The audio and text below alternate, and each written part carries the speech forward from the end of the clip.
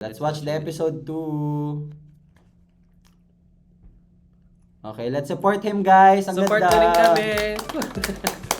Support him, guys. Ang ganda ng ginagawa ni Casual Chuck na documentaries, and it's really helping us reactors to get into it Disclaimer, without this video is only any based on my personal research. hardship. I might miss some details Saka, and it's possible to have A+ sa discrepancies. effort niya But I na did gumawa my ng best to get ganito. as Wala naman much nagsabi accurate sa kanya information na as possible. So gumawa enjoy. siya ng ganito Just a ka-detailed quick na correction to docu. episode 1. Josh didn't only recruit Ken, but also Justin. Josh told Justin about the workshop, which gave him the opportunity to become a show BT trainee. Now that we got that out of the way, let's get into the video. Ganda ng boses niya. Sabi ng no? accent ni Chuck. Ang ganda ng boses niya. Hi! Ay! Hi, Ken. Ang bagets! Guys, bias ko na tayo. Everyone Ken, has no? that Ang lakas one ng thing dating that niya. makes them feel good about themselves. Ay, ang ganda ng... Like they're in ano to, control. Ganda. Guys, ang ganda ng ng Everything visuals. else could be going completely During haywire. Spring day. Ano ba yan, Stel? Ano ba yung ayos mo yan? Talagang style yan? Ha? Ba't naman nambabash Like the yung... world Ganun is yung completely falling pagkatalong. apart Kaya around you. nga. Ang sad din, no? Na parang ganun yung pinagdaanan mo and then you finally get to debut. Tas, na ano kayo, Nambabash. binabash kayo ng tao. So sad. Si Feeling ko nga super sanay na nila sa bashers. Pakita ng tao kung gaano kami naghihirap. Ay, naiyak siya. But when you're doing that one thing, Ay, Ay! grabe! Ang onti pa lang nang nanonood. Oh my gosh! I think- it's wonderful. Anong mall to? Ano to, feeling ko, if this is not, paano guys, or ano to, dance cover, parang public dance cover. Hindi talaga siya mall show. Ah, parang walang announcement. Oo, hindi, dance cover in public, so parang may nagve-video. Pero ang dami nagve-video eh. So baka nga ano nga to. Grabe. Tapos ngayon wala na silang mapuntahan na hindi sila dinulugmo ng fans. No? True. And that Ang makes galing. everything worth it. Ang galing nga. Tapos ngayon, yung pangalan na yun yung nakalagay dun sa ano. Galing. Sabi ng logo. Ano yung The Zone? Ah, sorry. Title pala yun. Ay, oo nga yung title. Title ng ano, episode. Ang ganda nung ng pagkakagawa. Parang nanonood ng Netflix documentary. No, speaking of, di ba magkaka-official na sila ng docu? Yung Oo nga. Okay, excited to watch din. 임신은 아닙니다. Then why do I feel weak lately? Sabi ni Besex Bob Rochelle. You are HIV positive. Sino siya? Addie Hong. She could have easily become a popular celebrity in the Philippines. Back in Korea, she was a well-established theater actress, a vocal, dance, and beauty yun yung coach, nagturo sa kanila? a one-woman show. Maganda siya. But instead, she chose to use her experience to guide and nurture the boys to reach their highest potential. Along with Tatang Robin, she was sila also yung one of the main nag-nurture reasons sa why SB19 is where they are now. She is popularly known as Miss Hongganda, and we will see her often in this video. Ang cute ng pangalan. Before Kasi SB19's debut, they tried to Ang cute ng establish buhok an nila. online presence. So on May 16, 2018, they created their Facebook page. Ah, This 2018 could talaga sila possibly be the nilaunch. unofficial date they were formed.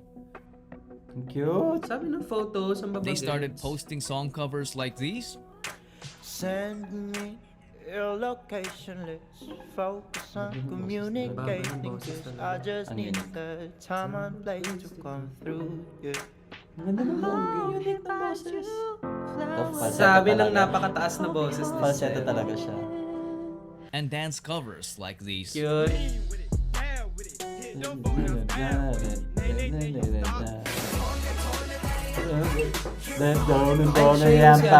They became more active in social media cute! while maintaining the regular performances in small events.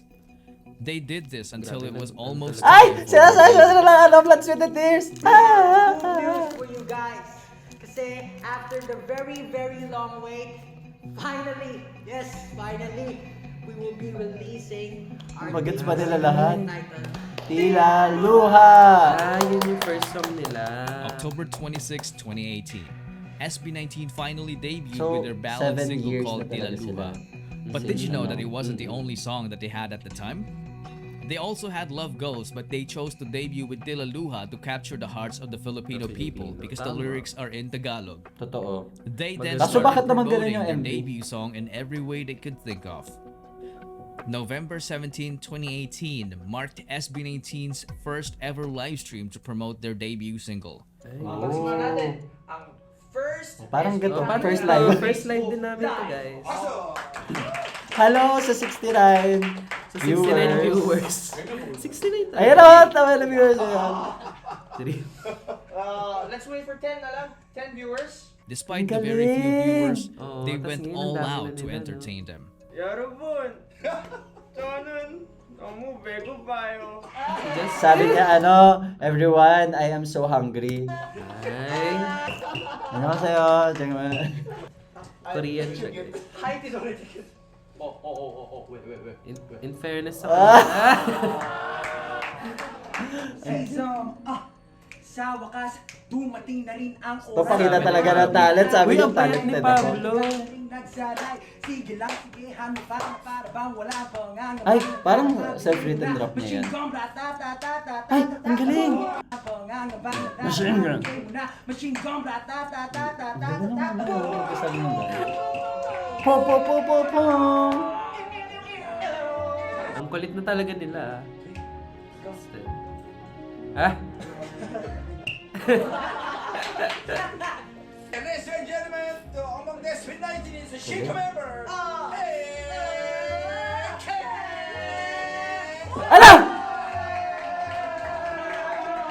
Sabi naman yung entrance niya. Yup, they did all Oh. that in front of just a little over 10 viewers. Oh. You can still watch the whole live stream to this day on their official Sige. Facebook page. Sige.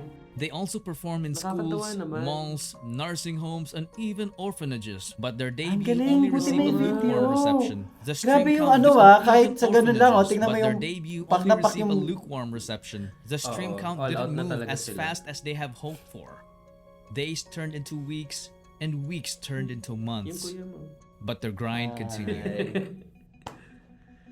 Pasig City Science High School. After the disappointing debut, they Bam. started preparing for a comeback. Today, nandito kami sa recording studio. Nagre-record kami ng kanta namin. Ito mismo yung parang Bigla kwento nag-grow ng up. SB19. Yung lyrics mismo ng song namin is about pangarap ng SB19. Ay, sa Parang Korea sila gusto nag-record. nila. Ang bongga Ito po naman talaga nila. yung kantang gugulat sa lahat.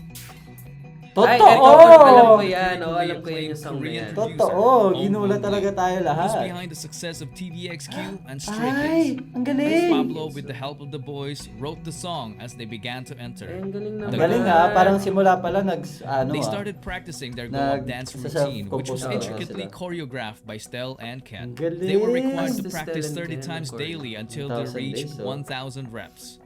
And boy, they did it. They were even Sobra challenged to namang perform the dance sipag. routine at double speed. Times. Ang cute! Ayan, napanood ko yan.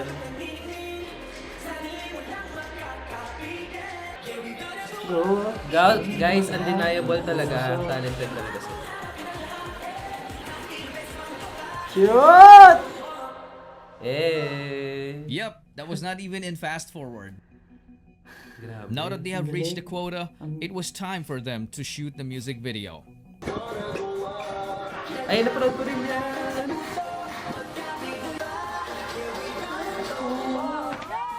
Hoy, nung nirelease yan, ang dami nilang bashers July ha, 19, nakakaloka. 2019. SB19 dropped their Go Up music video. Expectations were higher because this was the song that showcased their singing, dancing, and songwriting skills. But Uy, for alam some mo, nung reason, it nirelease has yan, also sobrang galing na galing ako, as in. Tapos nagtataka ako bakit ang daming nang babash. Eh kasi ang talented din naman talaga. Tapos ang LSS nung song. Tapos ewan ko, ayun lang yung ayaw kong ugali talaga ng Filipino. Na instead na i-lift up yung yung P-pop scene natin. Parang tayo pa talaga yung maghihila pababa, yung crab mentality. Guys, alisin na natin yun. Let's just support each other. Let's just support each other. Kapag sobrang bilis sa hate train. 'Di ba? Ako naman, super, wala, nasa radar ko siya palagi. Pero hindi ako na, sa group kasi, ma-girl group talaga ako. Pero sobrang sikat talaga nila noon kasi active ako noon sa Twitter. Oo. Tapos, ayun, ang sikat nila noon. Ako sa FB ko ata sila nakita. Yung mga clips nung... Oo. Tapos na-curious ako, sino sila? Ang galing naman nila. Tapos pinanood ko yung MV, sabi ko, ang bongga naman ng talent nito. Ang not to compare naman sa K-pop, pero hindi kasi ako familiar nga sa sa ganun noon. So sabi ko, parang K-pop. Kasi I don't intend to hate, guys, ha. pero I-bash ano na na naman naman sila, K-pop talaga sila nag-train So, yun, K-pop company. So, okay, I think it's a fair comparison. Okay, let's watch. Met a lukewarm reception. They then started promoting the song using the methods they know. They even reacted to their own music Ito, video. hindi nga corny yung lyrics. Sabi ni Style dyan. Kulit nila, guys. Kulit nila. Anong pinapalakpak yung mic? Ang kulit naman na to. But none of their efforts made a saya na significant nila. impact. Cute ni Josh. After that, you would think that it was the biggest setback. But not until August 17, 2019. This was when the Goa press conference happened. This was supposed to be an effort for them to establish a presence in the media world. They were interviewed by professional journalists, but instead of receiving a warm welcome, most of what they got was straight up disrespect. Pero kanina pa ako bothered. Ano ba yan, Stel? Ano ba yung ayos mo na yan? Talagang style yan. Ay! Hindi ko kaya yan. Stel, Stel. Yung style ko po ba or yung name ko? Kasi po, clear ko po, yung name ko po, Stel. Kasi po galing po siya, yung full name ko po is Stel Bester po. Ako, Stel Bester po. Opo, kasi po yung mama ko po, idol niya po si Sylvester Stallone. Kaya doon niya po pinasi yung name ko. Sylvester. Tapos, Guys, sino yung journalist na yan? Expose nyo, nakakaloka Kumbaga, magtanong. kung ano lang po yung naisip ko, ito yung suot ko, sige, ganito na naging buhok ko, parang ganun po, yun na lang po yung inaisip ko. Ang galing na, pagdadala niya sa sarili niya. Ako doon So, lahat Kung ako yan, iiyak talaga ako. Ay! Pero, May kulot po. may sabi ako lang, kung sakali magkukulot talaga ako, wala naman pong masama. O, kaya nga, ano naman? Guys, respect to Stel. Since matagal na po kami magkaibigan, close din po kasi siya madalas sa mga babae. So siguro po, baka po akalain nyo medyo weird po yung kasi make-up siya ngayon, no? Parang bakla talaga. Huy! Bale po, Nanggigigil ako sa, ano na to ha, sa interview na to, bubisit ako ha. Grabe. Bakit naman ganun magtanong? Ganun talaga. Sa ano talaga, sa press ko ng SB19 na dapat sinusuportahan yung music tapos ang tinitira yung itsura, yung sexuality. Na-stress ako, guys. Grabe siya, pero wala, ang thought process ko naman, shit, ano gagawin ko kung ako yung mataro sa situation na to. So, ang naisip ko, grabe, ang tapang ng SB19. Ang tapang nga nila. Kung ako hindi ako makakapagsalita niya. Sabi, Baka umiyak ka na lang. Nainis talaga ako. Okay, let's play. stress ako kaya, stress ako. Tapos ang galing nga kasi sinalo siya ni Ni Josh. Josh. So very Pinagpektahan kuya siya. talaga siya, no? He looks out for everyone. Nice. Nai-stress ako. Namula yung tenga ko. For yun nga po, ganun lang po siguro, parang medyo meron lang po siyang ibang parang manners na girly, pero hindi po, wala pong ganun sa isip. Na-clear na kanina about sa body issue. Ano naman? May anong pakialam? Hindi naman nila? issue yun. Bakit gay issue? Saka pa kanyo ba if ever man na may gay man sa kanila? Nakakainis na. Ang Nakakainis pangalan talaga talaga. natin, 2 gay BFF. Diba? Grabe. Nainis ako. Hello po. Hi 100 viewers. Oh, nainis din yung mga nanonood. Bakit naman ganito, guys? Ang lala nito. Ang lala. Sobrang lala. Kasi sabi nyo kanina, may mga pa-holding. So, ano naman? Bothered by the fact that you sound like a kid. Sino ba yan? Hindi yun napapakalat ng isa. You don't sound like Filipino. Ano ba sound ng Filipino? Ang diverse kaya ng sound ng Filipino. Hindi po kami nababother kasi po, sa totoo lang, Kasi ako bothered ako. Ah! Guys, ano ba naman tong interview na to? Nakakairit na dog. Prank ba to? Parang anytime may lalabas na, guys, it's a prank. Ano, oo nga. Tapos Ang lala. yung parang hindi sila titigil hanggat hindi iiyak. Diba? Ano to? Tawag doon? hater Secret cam? talaga. Ano yun? Press Press talaga talaga. siya. Yun talaga yung trabaho niya, guys. Diba? ah. Profession niya talaga yun. Unbelievable. Despite all the judgment, Magaling they talaga sila, handled the guys. interview professionally.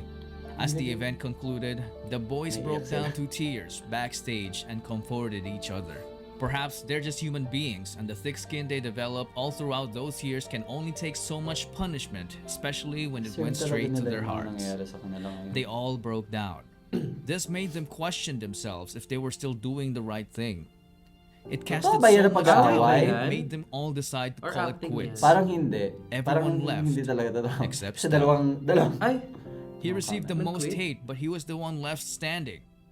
Perhaps he was a good example of someone who was entered the zone. Someone who managed to tap into the altered Grabe, state ang of tapang consciousness ano, where ang time tapang disappears instinct. and he becomes so focused that not even judgment could stop him from doing what he loves. But he knew for a fact that he can never do it alone. And there he was, alone. But only for a moment. okay.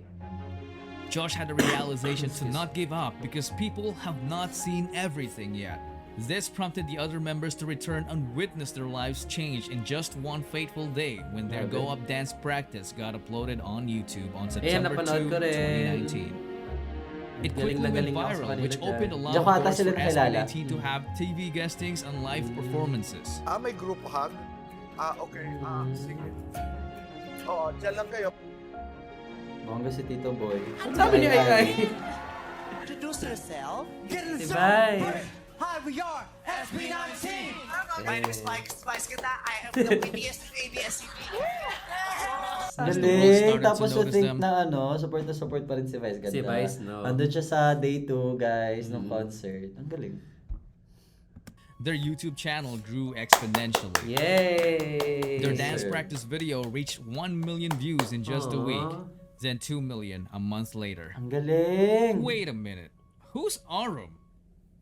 Our room. November 2, 2019. So for the final announcement, Final announcement. of the fandom name, 3, 2, 1. Sila pala nag-name ng fandom. Okay, 18 pala talaga siya. 18! What's it mean? 18, what's it mean? Una-una sa lahat, pag pinakita mo siya, 18 siya, di ba? 18. So kasi kami, SB19, 18, 19. Witty kayo dyan. Sabi na Kaya reaction. tayo CEO nila. Kulit ng CEO Over pala nila naman eh. sa There's no reaction. 18, then also there's no SB19. Kasi kumbaga, Gets. syempre, 18 muna bago natin, 17, 18, 19. Galing saktong sakto. Another means? Another meaning. So if you're going to read this 18, it could also be read as Ati. So, all the success, all Talino the- nyo, ha? lahat Sana ng isip nyo, ha? natatamo natin Hindi siya corny. ating to ours. Everything is ours. Hindi lang sa amin, kundi sa inyo rin. Ati. That's so sweet. Everyone. Ati. Kumbaga, Represent Filipino kumbaga, yung dreams natin, pangarap, problems, everything, we will share together. Ating yan, Indonesian lalaban verb, sa'yo, kaya later natin 8 yan. PM. Lastly, gusto talaga namin special mention Patapos naman yung na. Oral sa lahat-lahat. Kasi sa totoo lang, talagang sila yung unang sumuporta sa amin nung hindi pa nila, wala pang nakakilala sa amin sa grupo namin. Kaya thankful kami. Kaya nakahiwalay yan, A, ibig sabihin yan, Oral. Oral and SB. Oral and SB. Kulit ng CEO nila. Sa lahat Kulit sa niya. fandom name na nagawa po ng grupo namin. And katulad nga po, 18, atin, sama-sama tayong aangat. We will go up. Tapos yun pa pangalan. And that, ladies and gentlemen, is when We're 18 was gonna born. go up. Ang galing. Grabe, So what does it mean to be in the nakaka-inspire. zone? Was it really only Stell that entered it? If you think about it, even before the other members decided to quit, they were already done with the dance practice. That alone made the press conference irrelevant. It didn't even matter that it happened. It turned out that actually all of them have always been in the zone. Ay, grabe naman Being yung in the katawan zone ni is Josh what doon. allowed them to defy all the odds. It was the zone that allowed a 5-foot man in the NBA. It was the zone that allowed a man living in the streets to rise up and become a billionaire. Oo nga. It was the zone that took an idea from someone's head In fairness, ang to galing the ha. moon. It was the zone Subscribe. that won wars, and lack of it had lost.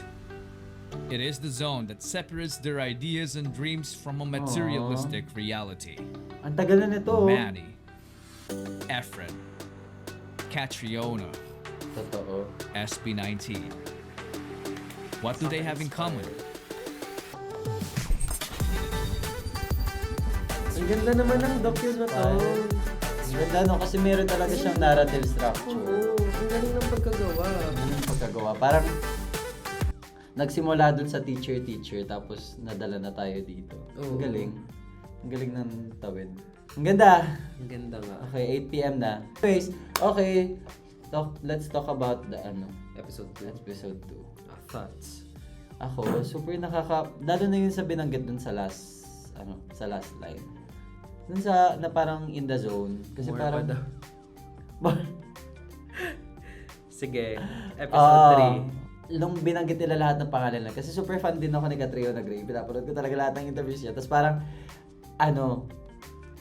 nasa zone talaga siya kasi yun nga, nag-work hard siya para sa lahat ng, para sa sarili niya, para sa bayan. Tapos, ayun, ang nakakatuwa lang because I also see ourselves like in the zone na parang hindi nag-iisip kami ng hindi we really started this channel kasi ang pinapakinggan namin is talaga like sila like wala kaming kilalang mga local reactors na nagre-react kala Ariana, wala kaming napapanood na nagre-react kala Chappelle Roan, ganyan yung mga gusto naming reactan. So we made our own videos, ganyan. Tapos without really yun, ang saya lang namin nung gumagawa. We were in the zone nung gumagawa tayo ng YouTube channel, diba? Tapos parang ang hopes pa namin no na parang kasi ang first na nag-viral namin is yung Chappelle Roan na video. Tapos parang nakakatawa. Sabi na, we're going international, ganyan. We were really in the zone noon. Tapos, ayun, until, yun nga, nakapag-bini video kami na nakapag 2K. And then, later come yung SB19. Which is, ayun, ang galing lang na parang, parang, ang gandang precedent ng ito, na, you really have to be in the zone. If you really want to pursue something, you really have to be in the zone and be passionate and give your all. Tsaka ang pinaka-importante, maniniwala ka sa sarili mo. Like us. Totoo. Kasi kahit walang nanonood, kahit kami lang, parang nakikita ko yung sarili namin sa SB19 na parang kahit saan man lang sila nag-perform.